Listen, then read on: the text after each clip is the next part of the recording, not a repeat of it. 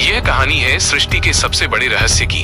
एक ऐसा रहस्य जिसे बताने के लिए स्वयं महादेव को अपने परिवार, अपने गण, अपने हर चिन्ह का परित्याग करना पड़ा। पर नियति देखिए, जिस रहस्य को उन्होंने सबसे छिपाया उसे दो साधारण पक्षियों ने सुन लिया और अमर हो गए। यह कथा आरंभ होती है माता पार्वती के एक प्रश्न से।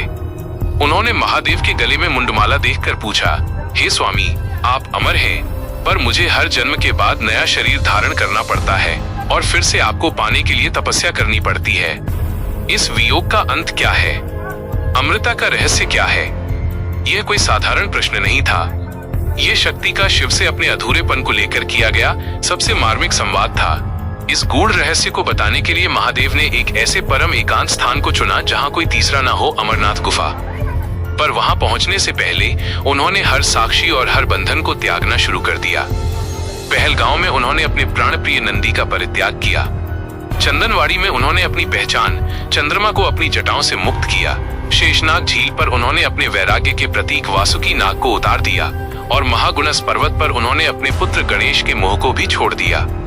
जब वे हर बंधन से मुक्त होकर उस गुफा में पहुंचे तो उन्होंने माता पार्वती को वो अमर कथा सुनानी आरंभ की। ये ज्ञान इतना गहरा और ब्रह्मांडीय था कि उसे साधारण चेतना से सुनना असंभव था।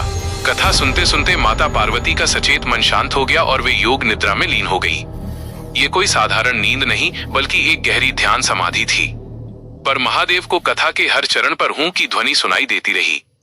उन्हें लगा कि पार्वती ही सुन रही हैं। वास्तव में उस गुफा में कबूतर के 2 अंडे रखे थे। कथा की दिव्य ऊर्जा और मंत्र ध्वनि से वे अंडे समय से पहले ही फूट गए और उनसे एक कबूतर का जोड़ा निकल आया। ये वही पक्षी थे जो उस ब्रह्मांडीय सत्य को पी रहे थे और सहमति में हूं का स्वर भर रहे थे। जब कथा समाप्त हुई और महादेव ने देखा कि पार्वती तो योग निद्रा में है, तो वे क्रोधित हो उठे। तो किसने मेरे इस परम रहस्य को भंग किया? उनकी दृष्टि उन नवजात कबूतरों पर पड़ी जो अमर कथा के तेज से अमर हो चुके थे। सृष्टि का संतुलन बिगड़ चुका था। इस भूल को सुधारने के लिए महादेव ने अपना त्रिशूल उठाया, पर वे रुक गए। उन्होंने सोचा, जिस कथा ने इन्हें अमर बनाया वो मेरे ही शब्द हैं। यदि मैं इन्हें मारता हूं तो मैं अपनी ही वचन, अपनी ही अमर कथा को झूठा सिद्ध कर दूंगा। महादेव का प्रलयंकारी क्रोध उनकी परम करुणा के आगे झुक गया।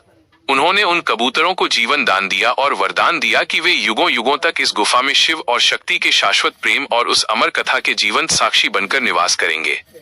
उस अमरनाथ महादेव के सम्मान में, जिनकी करुणा उनके नियमों से